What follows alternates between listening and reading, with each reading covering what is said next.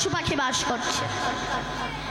এইবার কোন ক্রমে ওই গুহায় যদি কোনো সিংহ প্রবেশ করে, আর সিংহ প্রবেশ করে একবার যদি গর্জন ছাড়ে, তাহলে সমস্ত পশু পাখিগুলো ভয়তে অন্যত্রে চলে যাবে, তাই তো? ঠিক তেমনি আমাদের এই দেহ অনাদিকাল হতে অনেক পশু পাখি বাস করছে। কি না কাম, ক্রোধ, লোভ, মোহ, মাদ, মাৎসর্য, পরশ্রী, কাতরতা, অজ্ঞানতা, অহংকার, লোভ, হিংসা, লালসা, অজ্ঞানতা, অহংকার, এগুলো সব পশু পাখি রূপে বাস করছে। কোন ক্রমে গুরু কৃপার দ্বারা কর্ণগুহার হইতে যদি আমার গৌর হরি সিংহ এই হৃদয় মন্দিরে প্রবেশ করে একবার যদি কৃষ্ণ নামের হুঙ্কার ছাড়তে পারে, তাহলে সমস্ত পশু পাখিগুলো ভয় অন্যত্রে চলে যাবে, দূরীভূত হয়ে যাবে। তাই বললেন, হেন গৌরাঙ্গ সুন্দর, জীবের হৃদয় কেন্দ্রে প্রবেশ করো। তিনি কে? না তিনি হলেন আমার শচীর নন্দন। এখানে আরেকটা প্রশ্ন, এখানে আমরা যতজন আছি সবাই আমরা পিতৃ পরিচয়ে পরিচিত হই, তাই তো? আমার নাম দীপান্বিতা কয়াল, আমার বাবার নাম দেবব্রত কয়াল। এ জগতে যতজন এখানে বসে আছি সবাই আমরা পিতৃ পরিচয়ে পরিচিত হই, যে অমুকের মেয়ে কিংবা অমুকের ছেলে। কিন্তু মহাপ্রভু পিতৃ পরিচয়ে পরিচিত হলেন না কেন? মাতৃ পরিচয়ে পরিচিত হলেন কেন? না মহাপ্রভু জানে আমি যদি পিতৃ পরিচয়ে পরিচিত হই তবে এই নোংরা মাখানো কলির মানুষকে আমি কোলে করতে পারবো না। কেন? না এই কলির মানুষ বড় অজ্ঞানী, বড় মূর্খ। মূর্খ কেন? বললে যে নিজের ভালো বোঝে না, তাকে মূর্খ আর অজ্ঞানী ছাড়া তো কিছু বলা যায় না। বলে নিজের ভালো বুঝি না, এই যে পয়সা সঞ্চয় করছি, গাড়ি বাড়ি করছি, মদ মাংস খাচ্ছি, লোকে সর্বনাশী করছি, চিটিংবাজি করছি, নিজের ভালোর জন্য নয়। বলছে বাবা,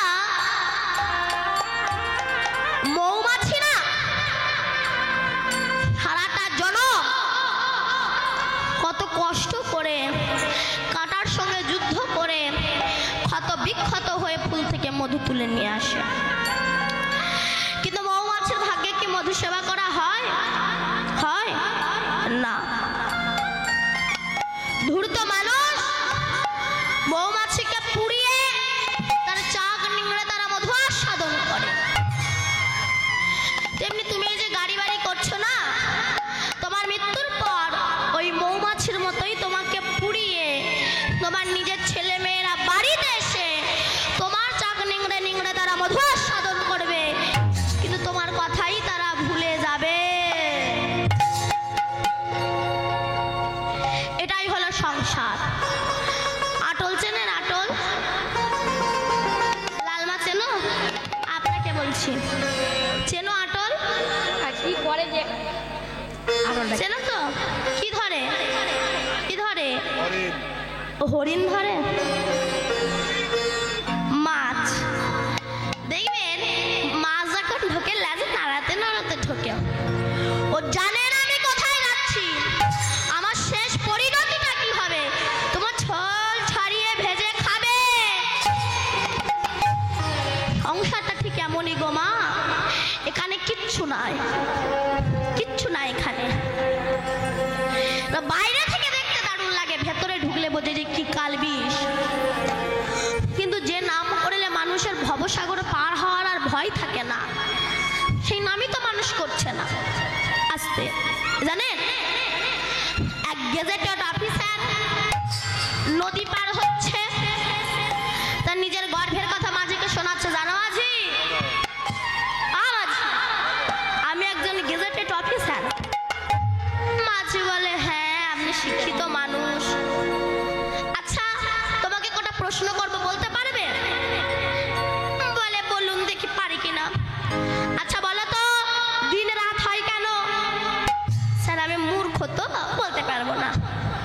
আচ্ছা বলো তো অমাবস্যা পূর্ণিমা হয় কেন?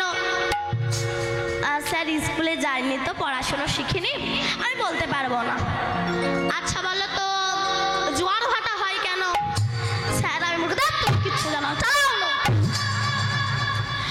যেই না নৌকা মাঝ পথে এসেছে কালে বৈশাখী ঝড়, নৌকা ডুবে যায়, ডুবে যায়। অফিসার বলে মাঝি নৌকা যে ডুবে যাচ্ছে। মাঝি বলে স্যার আপনি এত কিছু শিখেছেন, সাঁতারটা শিখেছেন তো? বলে ভাই ওইটা তো শিখিনি, তাহলে ডুবে মরা? আমরা সব শিখেছি, কিন্তু ভব পারাপারের যে সাঁতার হরিনাম আমরা শিখিনি। আমাদের তো ডুবে মরতেই হয়।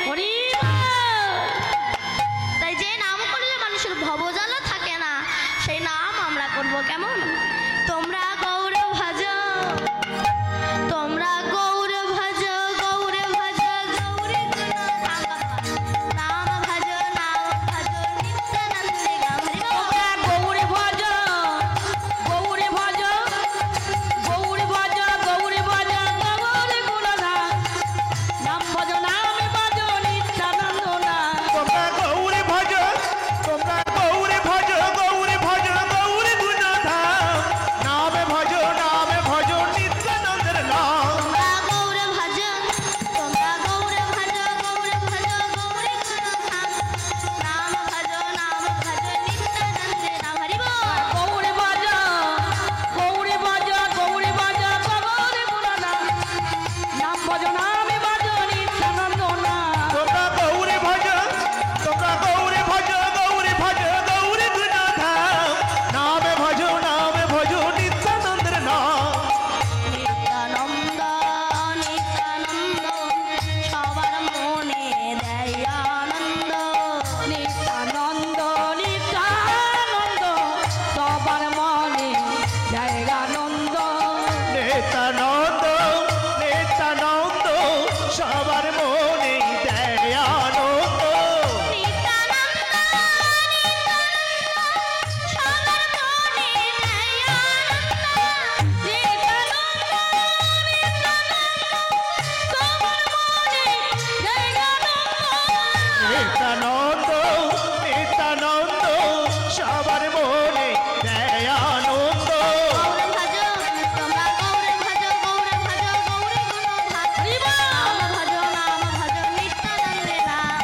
গৌরে ভজ, গৌরে ভজ, গৌরে ভজ, গৌরে গুণগান নাম ভজ, নামে ভজ নিত্যানন্দ নাম। তোমরা গৌরে ভজ, গৌরে ভজ, গৌরে গুণধাম নামে ভজ, নামে ভজ নিত্যানন্দের নাম। এই কলিযুগে, কলিযুগে এসেছিল নিমায়ের নিতাই, হরি নামে প্রেম মিলালো জগায়ের মাথায়। এই কলিযুগে, কলিযুগে এসেছিল নিমায়া নিতাই, হরি নামে প্রেম মিলানো জগায়া মাথা।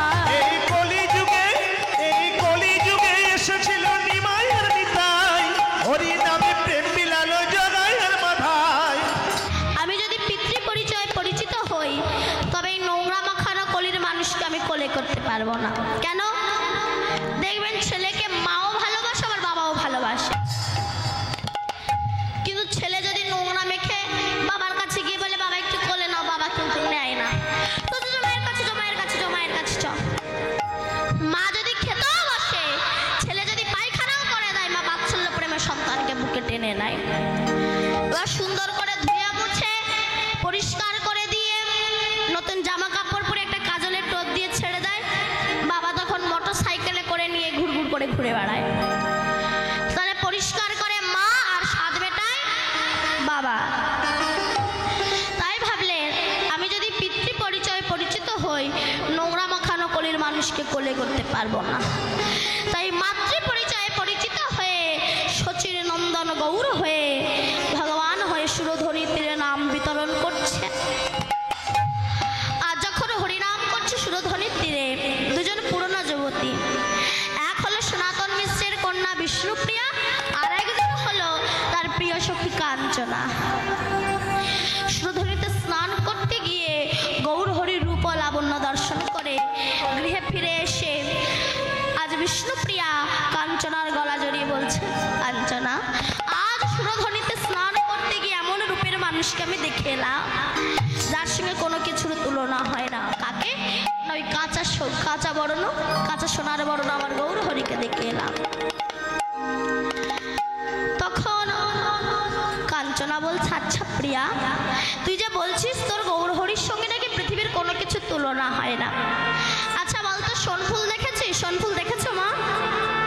দেখেছো? রংটা কেমন হয় তার? হলুদ, সোনার মতো, তাই তো? ওই সোনফুল, প্রিয়া বলতো, ওই সোনফুল তো পুরো কাঁচা সোনার মতো দেখতে। তবে তুই বলছিস তোর গৌরহরির সঙ্গে নাকি কোনো কিছুর তুলনা হয় না। আর তাছাড়া ওই প্রভাতের যে সূর্য, তার রংটা কেমন? হলুদ বর্ণ। তাহলে তুই বলছিস কোনো কিছুর সঙ্গে নাকি তোর গৌরহরির তুলনা হয় না। তখন বিষ্ণুপ্রিয়া বলছে, কাঞ্চনা, তুই যা বলেছিস তা ঠিক, কিন্তু যা ভেবেছিস তা ঠিক নয়। শোন কাঞ্চনা, শোন ও কুসুমতা হে,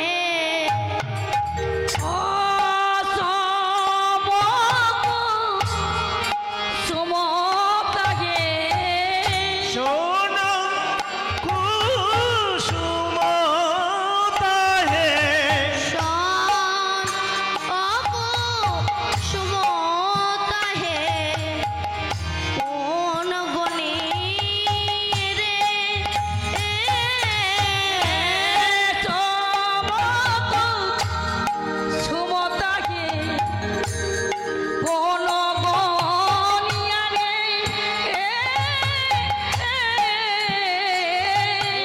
আর শোন কুসুমতা হে, ও কানি রে, আরে প্রাতর অরুণা শান্তর্ক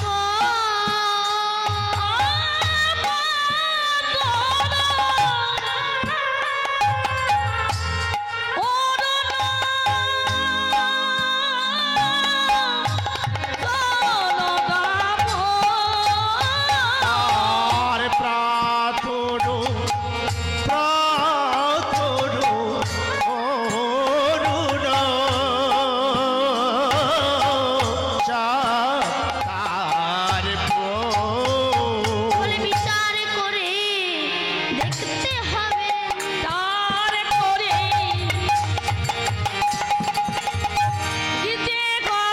উনি বিচার করে দেখতে হবে, বিচার করে বাবা দেখতে হবে, বিচার করে দেখতে হবে,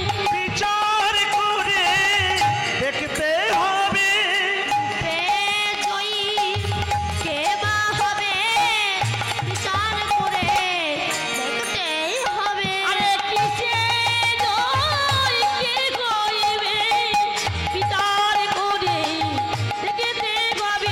রূপে জয়ী কে বা হবে, বিচার করে দেখতে হবে, সনকুসুমনা গৌরহরি, বিচার করে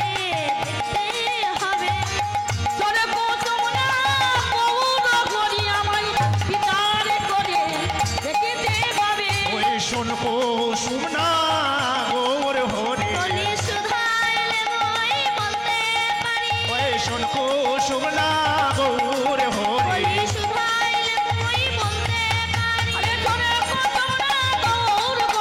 শুধাইলে মই বলতে পারি, বলি শুধাইলে মই বলতে পারি। মোর বলতে পারি, শোন কুসুমনা গৌর হরি, শুনাইলে মোর বলতে পারি, রূপে জয়ী কে বা হবে। রাধে রাধে রাধে। জয় রাধে। তাহলে ব্রজের ব্রজেন্দ্র নন্দন শ্রীকৃষ্ণ তো গৌর হয়ে এসেছেন। বলুন, যার বাবা ছিল নন্দ মহারাজ, একটা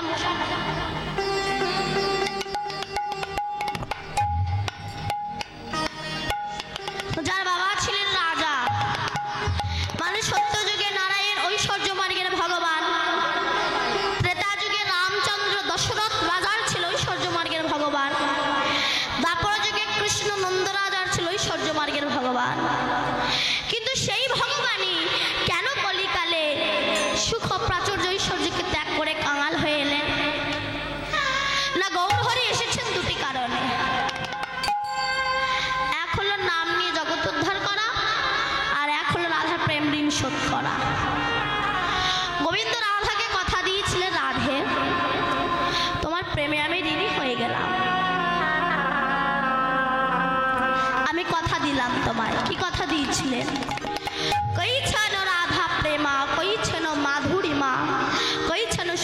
ঘোর, এ তিন বাঞ্ছিত ধর, ব্রজে না হইল পুরাণ, ভাবিয়া না পাই ময়ূর। তাই ভাবিয়া দেখিন মনে, শ্রী রাধার স্বরূপ বিনে এ বাসনা পূর্ণ কভু নয়। তাই রাধা প্রেম গুরু করি, রাধা ভাব কান্তি বাহিরে ধরি, আমি নদিয়াতে হব উদয়। হরি বল। তাহলে আমরা একটু প্রথমে জানবো কৃষ্ণ কেন গৌর হয়ে নদিয়া নবদ্বীপ পেলে। একদিন আমার গোবিন্দ গোপীদের কাছে প্রশ্ন করছে, হে ব্রজ গোপীগণ, আস্তে কি কথা বলবেন, এগুলো একটু মন দিয়ে শুনো। এগুলো মন দিয়ে শুনলে আর ইচ্ছা হবে না ভগবানের সঙ্গে চিটিংবাজি করি। চিটিংবাজি কেন বললাম বলুন তো? কোম্পানি এতটুকু টুকু থালা কাদের জন্য তৈরি করেছেন? কাদের জন্য? নাচ জামাই। জামাইয়ের থালে এত বড়, নাচ জামের থালে আরো এত বড়, আর ঠাকুরের থালে এতটুকু টুকু। গ্লাসের অবস্থা তো আরো মারাত্মক, আঙুলও ঢোকে না। এইটা থালায় দুটো করে নকুল দানা দিয়ে, গলায় কাপড় দিয়ে নিতাই এসো, গৌর এসো, 64 মহন্ত, দ্বাদশ গোপাল ভক্তবৃন্দ সবাই এসে জানি, একা এসো না, খেয়ে পারবে না। রাধে। কি না দুখানা নকুল দানা, ওসব চিটিংবাজি ভক্তির কোনো দরকার পড়ে না। তাই কৃষ্ণ ব্রজগোপীদের কাছে বলছে, হে ব্রজগোপীগণ, আমার জানতে ইচ্ছা হচ্ছে, তুমি বলো যে যোগী মুনি ঋষি সাধক সাধিকা গন্ধর্ব কিন্নর দেব দেবী কোটি কোটি জনম আমার সাধনা করে, তারা আমার চরণ পায় না। কিন্তু তোমরা ব্রজগোপীরা একবার যদি আমাকে ডাকো, আমি তোমাদের ডাকে পাগলের মতো ছুটে আসবো। বলো না তোমরা আমাকে কি দিয়ে ডাকো, তার ডিজাইনটাকে একটু ভালো করে বলো তো আমার কাছে। তারা দই রসগোল্লা দেয় আমি যাই না, কিন্তু তোমরা দই রসগোল্লা দাও না, তোমাদের ডাকে ছুটে আসি। বলো কি দিয়ে ডাকো, তার ডিজাইনটা কেমন, একটু ক্লিয়ারফুল করে বলো তো। কৃষ্ণ ব্রজগোপীগণ বলল, কৃষ্ণ এটা অযৌক্তিক প্রশ্ন। কেমন? ছেলে ভাত খেতে বসে মাকে বলছে, মা তুমি আমাকে ভালোবাসো? তা মা বলছে, বাবা তোকে যে কত ভালোবাসে তা তুই বুঝবি না। ছেলে বলে, আমি হিন্দি ইংলিশ বাংলা সব ভাষা বুঝি, আর তোমার সামান্য ভালোবাসা বুঝবো না? মা বললো, না বুঝবি না। বলে কোনোদিনও বুঝবো না? বলে কোনোদিনও বুঝবি না। তা নয়, বুঝতে পারবি যেদিন তুই আমাদের মতো একটা সন্তানের পিতা হতে পারবি, সেদিন বুঝতে পারবি বাবা কতটা ভালোবাসে সন্তানকে। তাই হে ভগবান, তুমি তো ভগবান আর আমরা তো ভক্ত, ডিফারেন্সটা তো এখানে। তুমি ভক্তের আসনে বসে কি করে বুঝবে যে ভক্ত তোমায় কি দিয়ে ডাকে? আর ভক্ত তোমায় যে বস্তু দিয়ে ডাকে, যে বস্তু দ্বারা তুমি আসতে বাধ্য হও, সেই বস্তুটাও তোমার ঘরে নাই। ভগবান তখন মনে মনে ভাবছে, ব্রজগোপীদের বলছে, আমি ভগবান, আমি পৃথিবীর শ্রেষ্ঠ ভগবান, শ্রেষ্ঠ ভগবান, আমি পৃথিবীর মালিক, আর তোমরা যে বস্তু দিয়ে রাখো সেই বস্তু আমার ঘরে নাই। বলল না, যদি তোমার ঘরে থাকতো তবে তুমি এমন আমাদের ডাকে পাগলের মতো ছুটে আসতে না। এই যেমন আমার এই কমিটির কাকুরা আমাদেরকে এমন একটা বস্তু দিয়েছে, আমরা এই 8-9 জন সবাই হুমড়ি খেয়ে ছুটে এসেছি। রাধে রাধে। আমাদের বাড়ি কোথায়? উত্তর 24 পরগনা, বসিরহাটে। সেখান থেকে আমরা এখানে ছুটে এসেছি, এমন একটা জিনিস দিয়েছে। বলার দরকার নেই, আপনারা নিশ্চয়ই বুঝতে পেরেছেন। কি পেরেছেন তো? মানে টাকা। আমরা সেখান থেকে এখানে ছুটে এসেছি। যদি ওইটা যদি আমার ঘরে থাকতো নিশ্চয়ই আমি আসতাম না এখানে। আমার ঘরে নাই, তাই আমি এসেছি। তা এই খোকা, এ বাবা, আচ্ছা তা তোমার ঘরে যদি ওই বস্তুটা থাকতো তবে তুমি এমন আমাদের ডাকে পাগলের মতো ছুটে আসতে না। সেই বস্তুটার নাম কি? না সেই বস্তুটার নাম হচ্ছে ভক্তি মহারানী। হরি বল। হরি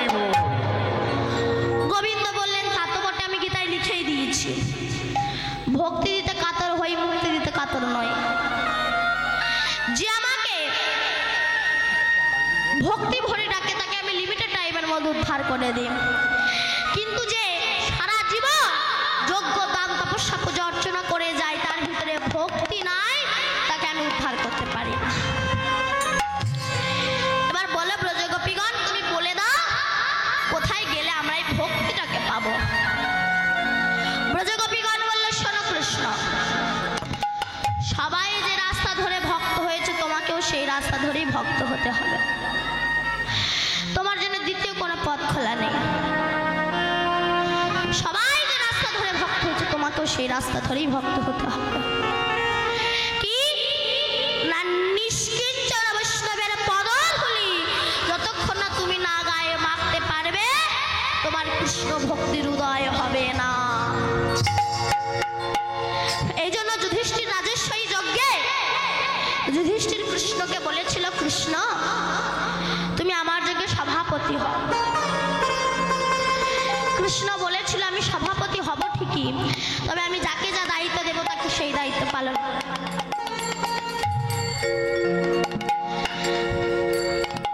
কি করবে না, আমি দুর্যোধনকে ক্যাশিয়ার করবো। বলো তো সত্যি বলো, এই জন্যই তো করবো।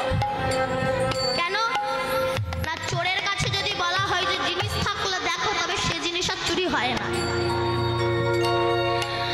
আর তাছাড়াও দুর্যোধনের হাতে ধনবৃত্তি রেখা আছে, 5 টাকা হাত দিলে 10 টাকা হয়ে যায়। আচ্ছা, আর কি করবে না, ভীমকে পরিবেশন করতে দেব। ভীম খাই বেশি, যদি পরিবেশন করে আর খেতে পারবে না। এই ভীমের নাভিতে একটা অসুর বাস করতো, যার নাম হচ্ছে বৃকাসুর অসুর। এই জন্য ভীম শুধু খাই খাই খাই খাই খাই করতো। তাই ভীম কৃষ্ণকে বলেছিল, কৃষ্ণ আমি তো সবসময় খাই খাই করি, কেন? কৃষ্ণ বলেছিল, তুমি একাদশী করো। একাদশী করলে বৃকাসুর অসুর নষ্ট হয়ে যায়। আবার দেখবেন অনেকে বলে, স্বামী না করলে তো একাদশী করা যায় না। আর যার স্বামী নয় সে কি একাদশী করে না? আর যার একাদশী করার ইচ্ছা হবে, সে ভগবানের কাছে গিয়ে বলবে, ঠাকুর আমার স্বামীটা কবে মরবে, আমি একটু একাদশী করব। হয় তাই? যুধিষ্ঠির বলছে, কৃষ্ণ তুমি তো সবাইকে সব দায়িত্ব দিলে, তুমি নিজে কোনো দায়িত্ব নেবে না?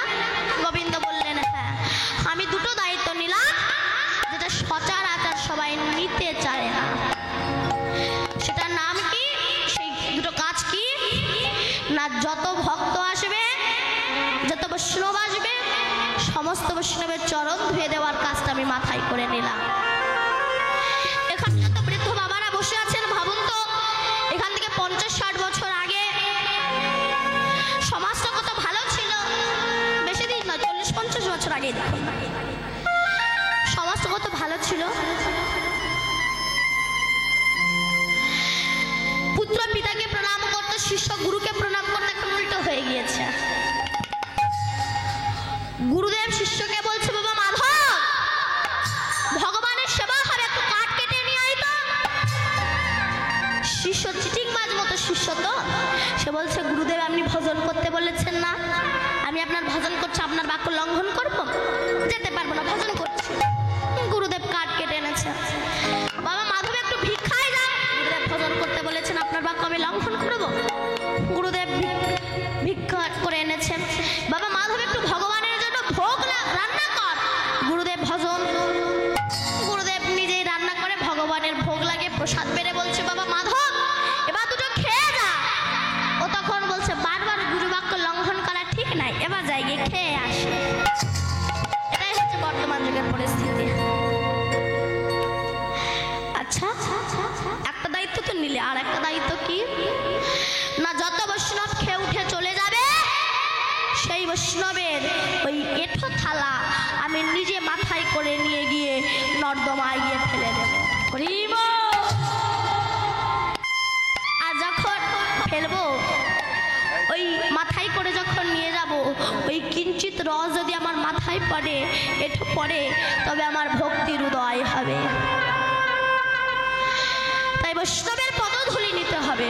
তখন গোবিন্দ মনে মনে ভাবছে, আমার মতো একজন ব্যক্তি যদি কারো চরণ ধুলে নেয়, তবে তো তাকে নরকে পাঠানো হবে। আর যে সে তো আমাকে চরণ ধুলি দেবে না, তখন ভগবান শক্তি শ্রীমতী রাধা রানীকে সৃষ্টি করলেন।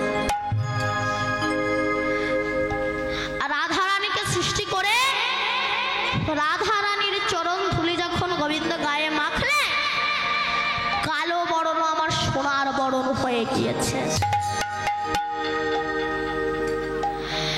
অনেকে বলে দেখবেন কৃষ্ণ ভগবান হয়ে একটা মেয়ের চরণ ধুলি গায়ে মাখলো। আপনারা কোনোদিনও শুনেছেন রাধা বিউটি পার্লারে গিয়েছে? কি শুনেছেন? রাধা চুল কেটে সিং বার করেছে, শুনেছ? না।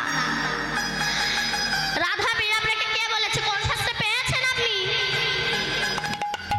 তাহলে রাধা তো যে সে হয়ে যেতে পারতো, আমি রাধা হতে পারতাম, আপনি রাধা হতে পারতেন। শোনো রাধা কাকে বলে। বলছে আপনি ব্রহ্ম মুহূর্তে উঠো, ব্রহ্ম মুহূর্তে উঠে স্নান করুন, স্নান করে পদ্মাসনে বসে যান। পদ্মাসনে বসে গিয়ে কুলকুলন্ডিনী শক্তিকে জাগ্রত করে মণিপুর মূলাধার আগ্রা চক্র সতীশানকে ভেদ করে 21,600 বার শ্বাসকে কন্ট্রোল করে 7 ফোঁটা রক্ত ভিয়ান করে যে 1 ফোঁটা শক্তিবিন্দু তৈরি হয়, যেটাকে ব্রহ্মবস্তু বলা হয়, সেটাকে নিম্নগামী না করে শ্বাসের দ্বারা যিনি ঊর্ধ্বগামী করে রাখতে পারে, মহাজন তাকেই রাধা নামে আখ্যা দিয়েছেন। ঊর্ধ্ব হইতে নিম্নগামী তার নাম ধারা, নিম্ন হইতে ঊর্ধ্বগামী তার নাম শ্রীমতী রাধা। ঊর্ধ্ব হইতে নিম্নগামী যার নাম ধারা, ধারা, আর নিম্ন হইতে ঊর্ধ্বগামী তার নাম শ্রীমতী রাধা। সরাই সাজ সাইট আমি আছে অবস্থান, ঊর্ধ্ববিন্দ দিয়া তাহে কইল শক্তিদান, পুরুষ প্রকৃতি তাহে কইল আধা আধা, আর বিচারিয়া গর্গমুনি নাম রাখিলেন শ্রীমতী রাধা। ওই রাধা রানীর চরণ ধুলি যখন গোবিন্দ গায়ে মাখলেন, কালো বরণ সোনার বরণ হয়ে গিয়েছে। ভগবান হচ্ছে একজন ভক্তের চরণ ধুলিতে যদি আমার এত পরিবর্তন আসে, তাহলে হাজার হাজার ভক্তের চরণ ধুলে নিলে না জানি আমার কত পরিবর্তন আসবে। তা হাজার হাজার ভক্ত তার এই বৃন্দাবনে পাওয়া যাবে না। হাজার হাজার ভক্ত পেতে গেলে যেতে হবে কোথায়? নবদ্বীপ ধামে। তাই সেই গোবিন্দের গো আর রাধা রানীর রা, এই গোড়া হয়ে নদীয়াতে এসেছেন। তাই বললেন দেখো আমার গৌরে লোরে,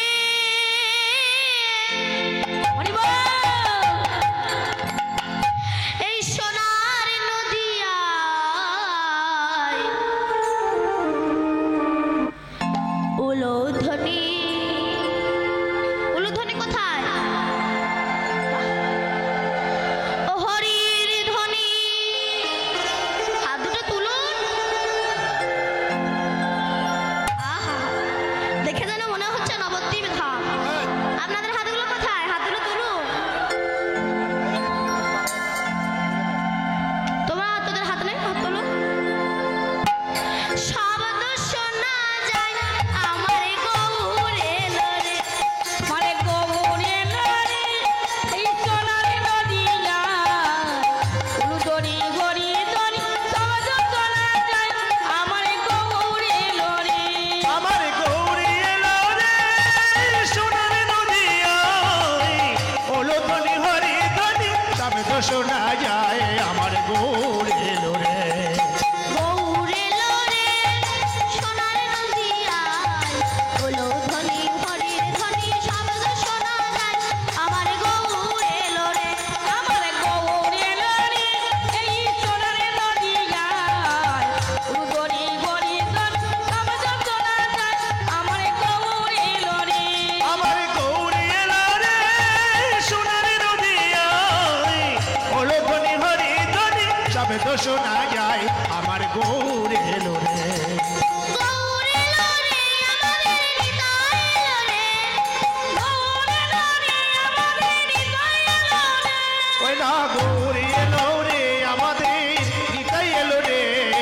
গৌরে লোরে আমাদের হৃদয় লোরে, আমার গৌরে লোরে সোনার নদিয়ায় উলুধ্বনি হরির ধ্বনি শব্দ শোনা যায় আমার গৌরে লোরে।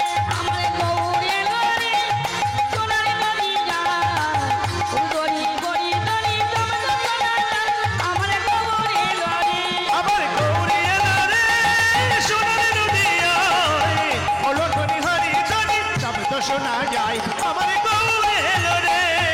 শান্তিপুর হাবুডুবু নদে ভেসে যায়, শান্তিপুর হাবুডুবু নদে ভেসে যায়, ওই না শান্তিপুরেও হাবুডুবু নদে ভেসে যায়।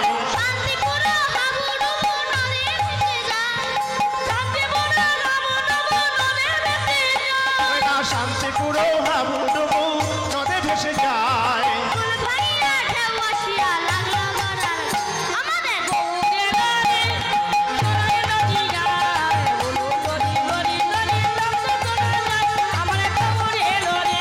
আমার গৌর এলো রে সোনার নদিয়ায়, ওলধনি হরি ধনি শব্দ শোনা যায় আমার গৌর এলো রে। গৌরে লরে সোনার নদিয়ায়, ওলধনি হরি ধ্বনি শব্দ শোনা যায়, গৌরে লরে গৌরে লরে তাই গৌর হরিব। গরি গরি গরি শব্দ শোনা যায়, আমার গৌরে লরে। যে রাধে আস্তে। তাই এই যে ভগবান শ্রীকৃষ্ণ গৌর হয়ে এলেন, এর প্রমাণ তিনি অনেক হাজার হাজার বছর পূর্বে দিয়েছিলেন। কখন না যখন গোবিন্দ আর রাধারানী রাসলীলা করে শয়নে গিয়েছে, যে রাস আমার পরে আপনারা দেখতে পারবেন, সবাই ধৈর্য ধরে বসবেন। ওই রাস করে যখন রাধারানী নিকুঞ্জ কাননে শয়নে গিয়েছে, অমনি রাধারানী স্বপ্নাদেশে দেখছে একজন পুরুষ রাধাকে আলিঙ্গন করছে। রাধারানী ঘুম ভাঙার পরে সখীদের কণ্ঠ জড়িয়ে বলছে, সখীরে এতদিন আমি কৃষ্ণ ভজন করে আমি কি দ্বিচারিণী হয়ে গেলাম? হরি বল হরি বল। কেন না আমি স্বপ্নাদেশে দেখলাম একজন পুরুষ আমায় আলিঙ্গন করছে। গোবিন্দ বললেন, রাধে কেঁদো না, তুমি যাকে দেখেছো সে আর অন্য কেউ নয়, সে হলো আমি। কেন বধূ, তুমি তো কালো আর সে হচ্ছে ধল। তখন গোবিন্দ রাধাকে বলেছিল, রাধে তুমি যাকে দেখেছো সে আর অন্য কেউ নয়, আমি ওই রূপ ধরে গৌর হয়ে নদী আই যাব। জানো ত্যাজি কালো বরণ করিব ধারণ দুয়ার অঙ্গের কান্তি, ত্যাজি বংশীধর হব দণ্ডধর স্বভাব ছাড়িব দেহের, মিলি ভক্তগণ করিব কীর্তন, আমি রাধা রাধা বলে বেড়াবো। আমি গৌর হয়ে নদিয়ায় যাব। কখন গৌর হয়ে যাব জানো?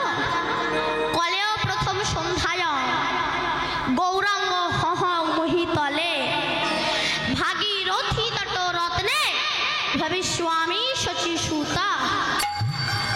কলির প্রথম সন্ধ্যায়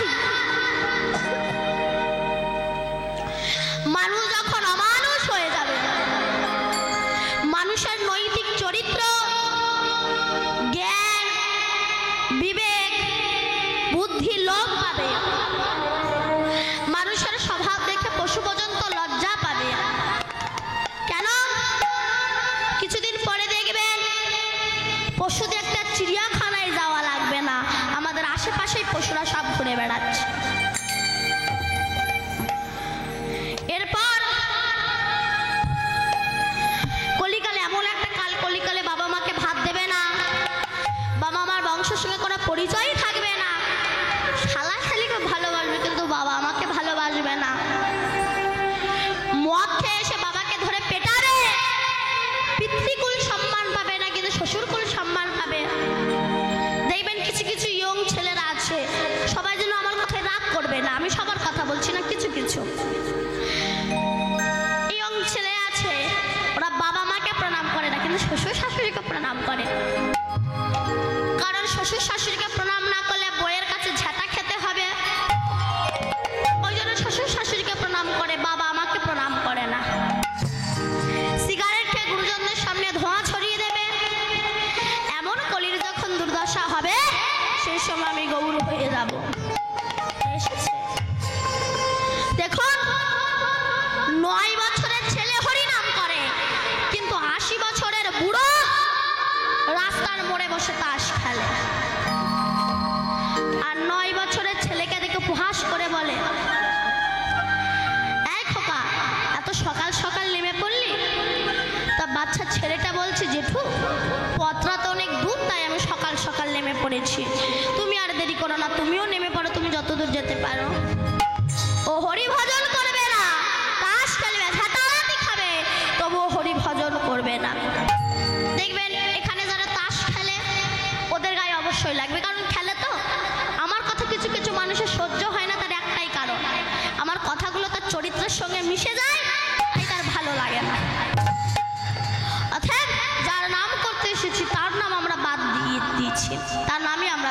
না। তাই যে নাম করলে মানুষের ভবজ্বালা দূরীভূত হয়ে যায়, ভবসাগর পার হওয়ার ভয় থাকে না, সেই নামকে একটু গাওয়া যাবে মা? ওইদিকের মায়েদের কি বদন নাই, মানে মুখ নাই? কি গাইবেন তো? সত্যি কথা বলছে, সত্যি কথা বলুন, নইলে কিন্তু আমি এক্ষুনি সত্যি মিথ্যা প্রমাণ করে দেবো। গাইবেন তো? সিরিয়ালের দিব্যি? ঠিক আছে, যারা যারা গাইবেন একবার প্রেম সে উলুধ্বনি দিন তো।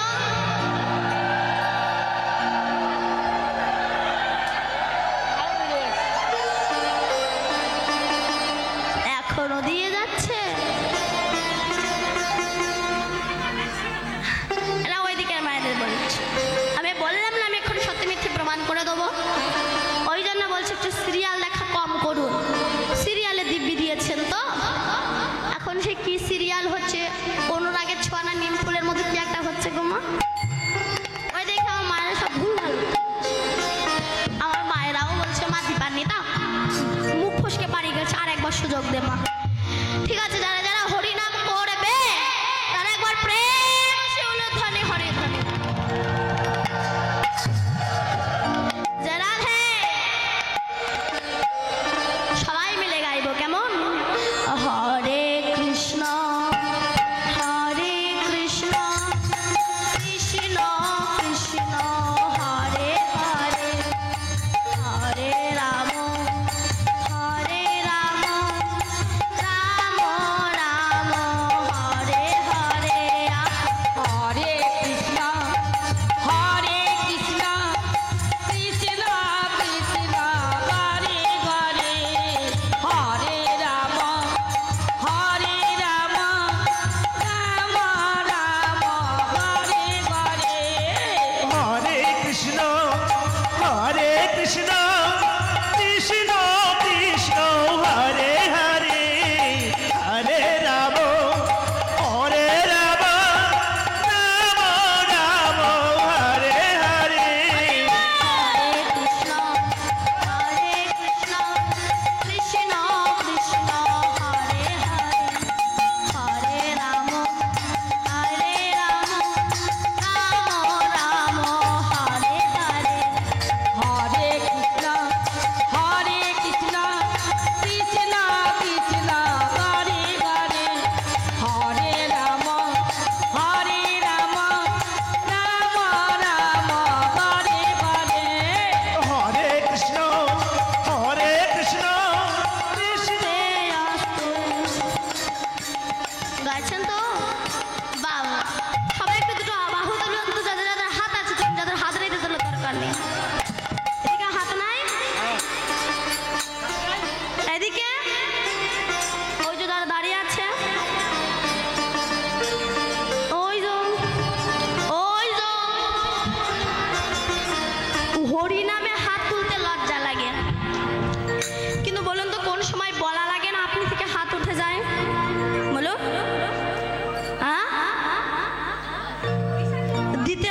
দিতে হবে কোন সময়? ভোটের সময়। আমার হাত তোলায় একজনের গাড়ি বাড়ি হলো, তার টাকা পয়সা হলো, সে নেতা হলো, কিন্তু আমি যে ভিখারি সেই ভিখারি রয়ে গেলাম। তাই পরের মঙ্গলে হাত তুলতে লজ্জা লাগে না, নিজের মঙ্গলের সময় হাত তুলতে যত লজ্জা লাগে। সবাই মিলে তুলো বাহু তুলুন, এবার আমার সঙ্গে গাইবেন, কেমন? হরে কৃষ্ণ, সবাই এক তালে। কৃষ্ণ হরে হরে, হরে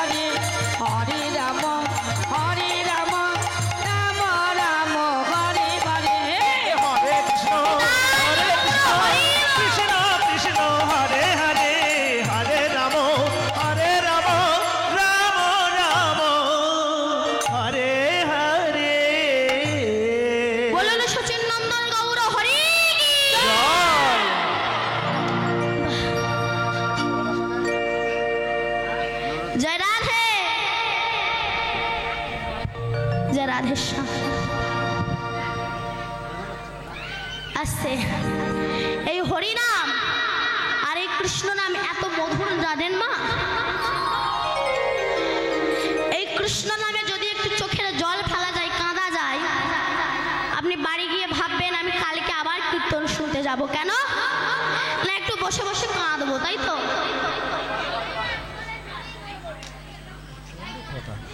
জয় নিতাই, হরে কৃষ্ণ।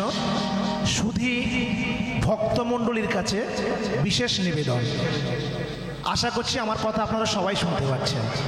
আমি প্রত্যেকের চরণ ধরে বলবো, কীর্তনের শুরু থেকেই কিন্তু কথা চলছে, অটোমেটিক কথা চলছে। কীর্তনিয়া বলা সত্ত্বেও কিন্তু আপনারা কথা বন্ধ করছেন না। তাই আপনাদের চরণ ধরে বলবো, লীলা কীর্তন চলাকালীন কেউ দয়া করে কথা বলবেন না। লীলা কীর্তন চলাকালীন কেউ দয়া করে কথা বলবেন না। যদি কথা বলেন তাহলে কীর্তনে প্রচুর ব্যাঘাত ঘটে। তাই আমি আপনাদের চরণ ধরে বলছি, যত সময় লীলা কীর্তন চলবে তত সময় এই হরিবাসরে বসে কেউ দয়া করে মুখ থেকে কোনো আওয়াজ বার করবেন না। নিতাই গৌর সীতানাথ প্রেমানন্দে হরি হরি বল। জয় রাধে। আসে যদি কাঁদেন এই হরিনামে, ভাববেন বাড়ি গিয়ে আবার কালকে হরিনাম শুনতে যাব, কেন একটু বসে বসে কাঁদবো, তাই তো? কিন্তু যদি মেয়ের বাড়ি যান আর মেয়ের শ্বশুর বেই যদি আপনারা কাঁদায়, চোখের জল ফেলায়, মনে হবে ওই ভিটাই পা দেবো? মনে হবে না। কিন্তু হরিনামে এসে কাঁদলে, চোখের জল ফেললে মনে হবে কালকে আবার যাব। এই নামের এমন মহিমা। আসতে এটা বলে আমরা লীলায় প্রবেশ করবো, কেমন?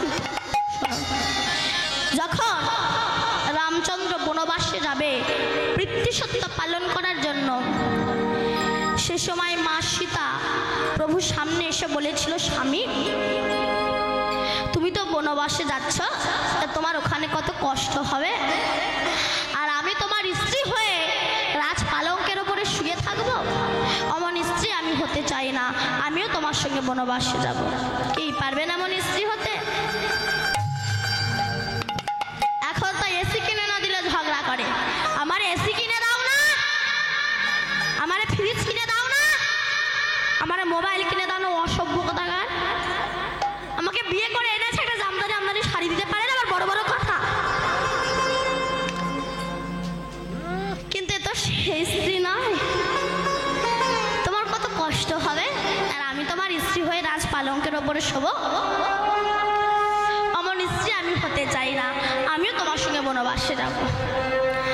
আপন ভাই লক্ষণ সে বলেছিল, দাদা তুমি বনবাসে যাবে, বনে বনে ঘুরে বেড়াবে, কত কষ্ট হবে, আর আমি তোমার ভাই হয়ে রাজভোগ গ্রহণ করবো, রাজ পালঙ্কে শোবো, রাজ সিংহাসনে বসবো, অমন ভাই আমি হতে চাই না, আমিও তোমার সঙ্গে বনবাসে যাব। রাম বলল, আমি অনুমতি দিতে পারবো না, তুমি যাও। মা সুমিত্রা যদি তোমায় অনুমতি দেয় তবেই তুমি যাবে। লক্ষণ মায়ের কাছে গিয়েছে, মা দাদা তো বনবাসে যাচ্ছে আস্তে আস্তে, তা তুমি আমাকে দাদার সঙ্গে বনবাসে যাওয়ার অনুমতি দেবে না? সুমিত্রা বলেছিল, বাবারে লক্ষণ, যে মায়ের গর্ভের সন্তান কৃষ্ণ ভক্ত হয়, কৃষ্ণ সেবক হয়, সেই মায়ের গর্ভ ধন্য, আর সেই মায়ের গর্ভের সন্তানও ধন্য। কিন্তু যে মায়ের গর্ভের সন্তান সুল্লুখর হয়, দাঁতাল মাতাল চরিত্রহীন হয়, লোকে সর্বনাশী করে, চিটিংবাজি করে, ও মায়ের গর্ভ নয়, ওটারে ভাগাড় বলা হয়। ভাগাড়ে যত শিয়াল কুকুরের জন্ম হয়, আর সৎ চরিত্রবান মায়ের গর্ভে কৃষ্ণ ভক্তের জন্ম হয়। হরি বল, হরি বল। তাই আমি তোমার আজ মা আছি, কাল হয়তো নাও থাকতে পারবো। তাই আমি চাই আমি যেন দেখতে পাই, আমার প্রাণ থাকতে থাকতে তুমি যেন রামের চরণে সেবাই। লক্ষণ ভাবছে, মা অনুমতি দিলেও আমার স্ত্রী উর্মিলা সে তো অনুমতি দেবে না, নব পরিণীতা বধূ, সবে নতুন বিয়ে হয়েছে। আপনারা বিয়ে করে আপনার স্বামী ধরো বললে আমি 14 বছর বাড়ি থাকবো না, তখন মাথায় আগুন ধরে ওঠে না? মুখ পড়া বিয়ে করেছিল কেন, কোমর বেঁধে আপনি একবার ঝগড়া করবেন না? মহাপ্রভু যখন লক্ষ্মীপ্রিয়াকে বিবাহ করে, সিলেটে বেড়াতে গিয়েছিল, লক্ষ্মীপ্রিয়া সে সময় প্রাণ হারিয়েছিল। আমরা বলি সাপে কামড়িয়ে, না, বিরহ সাপে কামড়িয়ে লক্ষ্মীপ্রিয়ার মৃত্যু হয়েছে। এদিকে উর্মিলা জানতে পেরেছে আমার স্বামী থাকবে না, ও রামের সঙ্গে বনবাসে যাবে। তাই হাতে একটা প্রদীপ ধরিয়ে অবগুণ্ঠনে মাথাটা নত করে বসে আছে। এদিকে লক্ষণও যখন মাথা নিচু করে আসছে, উর্মিলা বলল, স্বামী তুমি মাথা নিচু করে এসো না, মাথা উঁচু করে এসো। কেন? আমি গরবিনী, আমার স্বামী রামের সেবায় যাচ্ছে, তুমি মাথা নিচু করে এসো না, মাথা উঁচু করে এসো। মহাপ্রভু যখন বিষ্ণুপ্রিয়াকে বিবাহ করে মাত্র 24 বছর বয়সে সন্ন্যাস ধর্ম নিয়েছিল, তারপরে প্রভু আমার একদিনের তরে অদ্বৈতের ঘরে এসেছিলেন। সবাই নিমাইকে দেখতে যাবে, প্রভু সবাইকে অনুমতি দিল, সবাই আমাকে দেখতে আসুক, অসুবিধা নাই, কিন্তু একজনা যেন না আসে। সে কে? না বিষ্ণুপ্রিয়া। নদিয়ার নরনারী যখন চলে যায়, বিষ্ণুপ্রিয়া ঘরের এক কোণে বসে বসে চোখের জলে ভেসে যায়। নদিয়ার নরনারী বলেছিল, বিষ্ণুপ্রিয়া তোর মতো ভাগ্যহীনা বুঝি জগতে নাই। রাধে রাধে। সবাই নিমাইকে দেখতে যেতে বলেছে, তোকে যেতে বারণ করেছে, বলতো তোর মতো ভাগ্যহীনা কি জগতে আছে? বিষ্ণুপ্রিয়া চোখের জল মুছে বলেছিল, বাজে কথা বলিস না, আমার মতো সৌভাগ্যবতী রমণী মনে হয় আর জগতে হয় না। কেন না, যে মানুষটাকে দেখার জন্য হাজার হাজার মানুষ ছুটে যায়, সেই মানুষটা তো হাজার হাজার মানুষের নয়, সেই মানুষটা তো আমার। আমার মানুষকে দেখার জন্য হাজার হাজার মানুষ ছুটে যায়। বলতো আমার মতো সৌভাগ্যবতী রমণী কি আর জগতে আছে? উর্মিলা বলল, স্বামী আমি এই যে তোমার জন্য প্রদীপ ধরিয়ে রেখে দিলাম, দেখবেন যখন কোনো অধিবাস হয়, অনুষ্ঠান হয়, ভগবানের নামযজ্ঞ হয়, সেই সময় অনেকে হাঁড়ির ভিতরে করে প্রদীপ ধরিয়ে রাখে, যেটাকে জাগ প্রদীপ বলা হয়। এই যেমন এখানে আছে। এইবার উর্মিলা বলল, স্বামী কথা দিলাম, এই যে আমি তোমার জন্য প্রদীপ ধরে রেখে দিলাম, তুমি যতদিন না ফিরে আসবে এই প্রদীপ আমি নিভতে দেব না। ব্যাস চলে গেল। এবার ঘাত প্রতিঘাত আঘাত লাঞ্ছনায় দিন অতিবাহিত হতে লাগলো। কিন্তু যেদিন রাবণের পুত্র মেঘনাদ লক্ষণের বুকে বাণ মারলো, বাণটার নাম কি ছিল বলুন? শক্তিশাল বাণ। ওই শক্তিশাল বাণ যেইটা লক্ষণের বুকে মেরেছে, লক্ষণ ঝুলছে, পড়ে যাবে, এমন সময় রামচন্দ্র ছুটে এসে লক্ষণের মাথাটা নিয়ে নিজের চরণের উপরে রেখে দিল। আর কোথাও জায়গা ছিল না, চরণের উপরে রাখলো কেন কি বুঝলেন? এবার চরণের উপরে রেখে দিল। হনুমান তখন গলে পিত বসন দিয়ে বসে আছে। রাম বলল, হনুমান এটা লক্ষণের অপরাধের প্রায়শ্চিত্ত। কি না, এটা হলো আমার একজন ভক্তের অভিশাপ।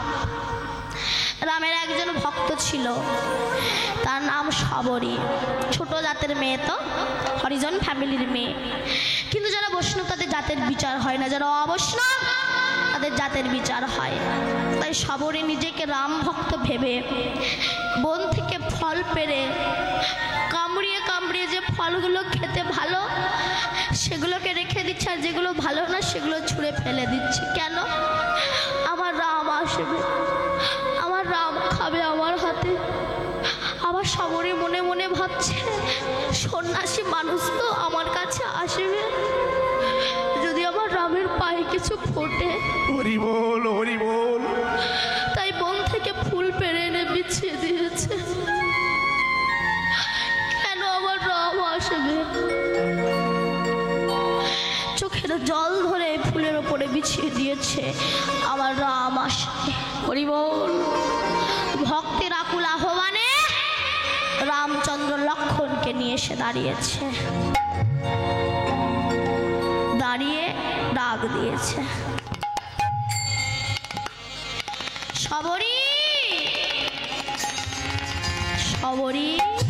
চমকে উঠেছে শবরীকে, এত সুধা মাখা কণ্ঠে আমায় ডাকলে, কে গো কে গো ডাকিলে,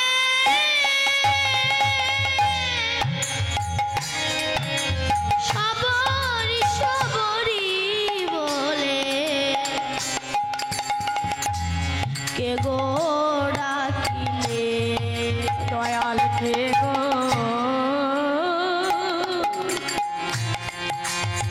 তুমি কে?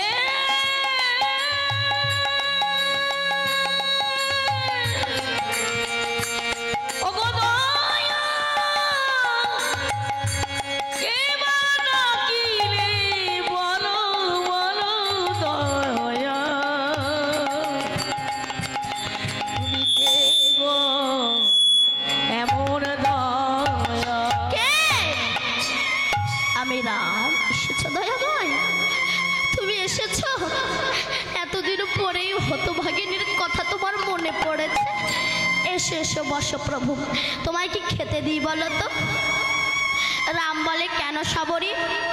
আনো সেই ভক্তি মেশানো ফলের থালি, আমি গ্রহণ করি। শবরী ঢেলে নয়ন বাড়ি, আনলো ফলের থালি, হে রাম দয়াময় গ্রহণ করো। এইবার যেইটা রামচন্দ্র খেতে দেবে, অমনি লক্ষণ ছুটে গিয়ে বলল, দাদা ছোট জাতের মেয়ে এটো করে ফল রেখে দিচ্ছে, তাই তুমি খাচ্ছ? এই বলে ফলটাকে নিয়ে ছুঁড়ে ফেলে,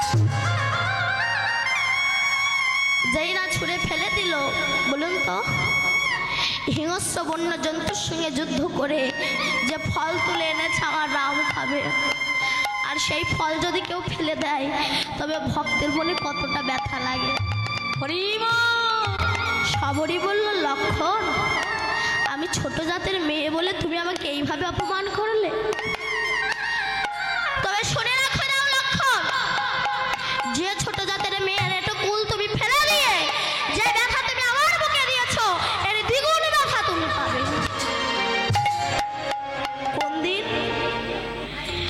না যেদিন রাবণের পুত্র মেঘনাদ তোমার বুকে শক্তিশালী বাণ মারবে, রাধে, সেদিন তোমাকে আমার থেকেও বেশি কষ্ট পেতে হবে। লক্ষণ বললে, আমার ভুল হয়ে গিয়েছে, আমি বুঝতে পারিনি যে তুমি রামের এত বড় ভক্ত।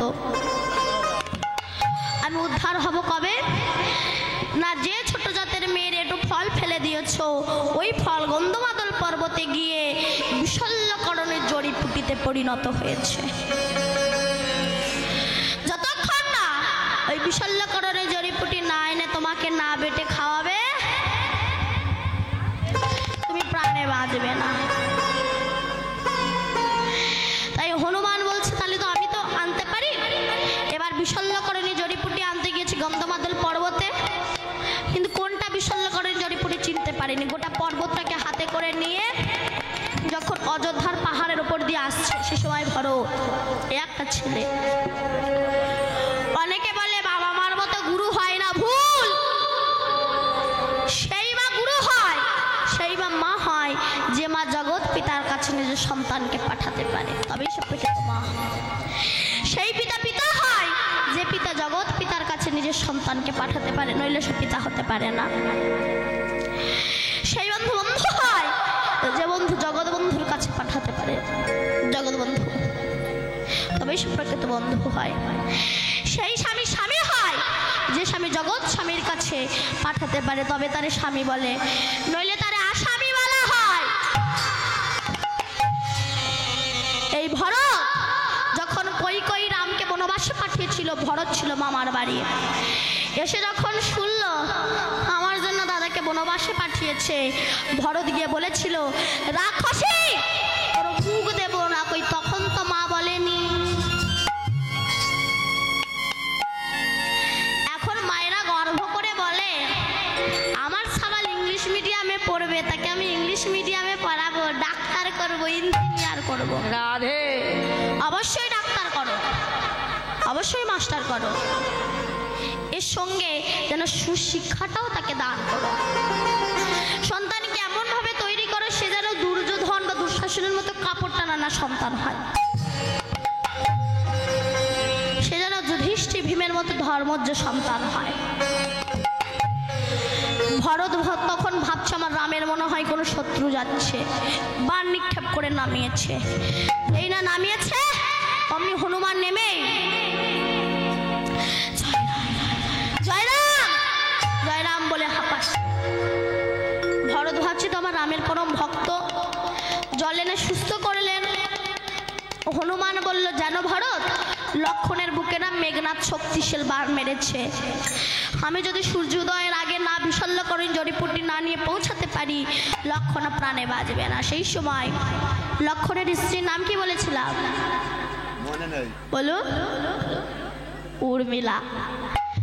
সেই প্রদীপটা হাতে ধরিয়ে পাশে দাঁড়িয়ে দাঁড়িয়ে মুচকি মুচকি হাসছে। বলুন তো স্বামীর মৃত্যু খবর শুনে কোনো বউ কি হাসে? হাসে? সেই বউরা নয় হাসে যাদের দুটো করে স্বামী আছে, ভাবে একটা গিয়েছে আর একটা তো আছে, ওটা মূল্যে বাঁচি। কিন্তু তো তা না, প্রতিব্রতা সতী রমণী। হনুমান বললে উর্মিলা তুমি কি পাগল হয়ে গিয়েছো? কেন না তোমার স্বামী মৃত্যুর শয্যায় শায়িত আর তুমি হাসছো? সেই সময় উর্মিলা বলল হনুমান তোমার মূর্খামি দেখে আমি হাসছি। কেন বলো তো হনুমান? যার মাথা রামের চরণে থাকে তার কি কখনো মৃত্যু হয় নাকি? আর তুমি যে বলছো না সূর্যোদয়ের আগে বিশল্যকরণ জড়িপুটি না নিয়ে পৌঁছালে আমার স্বামী প্রাণে বাঁচবে না, তবে শোনো আমিও যদি প্রকৃত প্রতিব্রতা সতী রমণী হয়ে থাকি তুমি যতক্ষণ না বিশল্যকরণ জড়িপুটি না নিয়ে পৌঁছাবে ততক্ষণ না সূর্য উদয় হবে না। এই হলো প্রকৃত প্রতিব্রতা সতী রমণী। তাই ভগবান এ জগতে কাউকে বাদ দেয়নি, সবাইকে সমান চোখে দেখেছে।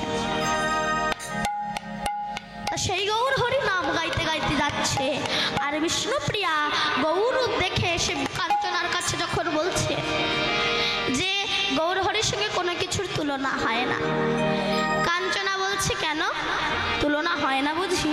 না হয় না। আরে শোন কাঞ্চনা, তোর মতো অনেকেই বলেছিল আমার গৌর রূপের কাছে রূপের তুলনা করতে গিয়ে হার মেনেছে, আকাশের চাঁদ সেও হার মেনেছে। ভগবানকে গৌর হরিকে দেখে তখন চন্দ্র মনে মনে ভাবছে আমার আর গৌর হরির রূপ আকাশ আর পাতালের মধ্যে তফাৎ। গোড়া রূপের যাই বলি হরি হরি সুধা কর মুরছি চরণ তলে পড়ু দর্শনা রূপ ধরি। চাঁদ তখন 10টি খণ্ডে ভাগ হয়ে গিয়ে গোবিন্দের 10টি নখের কোণে অবস্থান করেছে। আরো বলি সুবর্ণ বরণ হেরি নিজে কুবরণ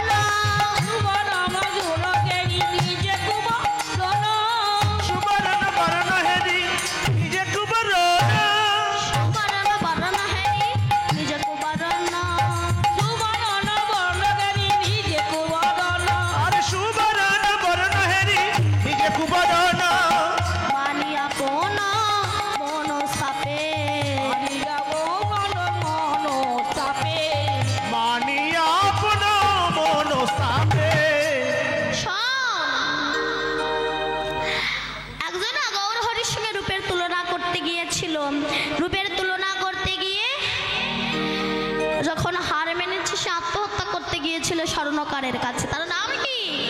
সুবর্ণ বা সোনা। অনেকে সোনা পরেই তো অহংকারী হয়ে যায়, সবাই নয়, কিছু কিছু। তো এতক্ষণে দেখা গেল গৌর হরির সঙ্গে কোনো কিছুর তুলনা হচ্ছে না, না সোমকুসুম সোনকুসুম বা প্রভাতের সূর্য চাঁদ বলো সোনা বলো কোনো কিছুর সঙ্গে গৌর হরির রূপের তুলনা হচ্ছে।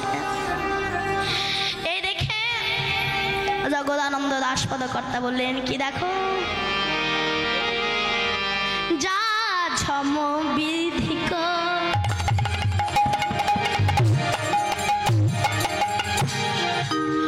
অধিক নাহি অনুভবী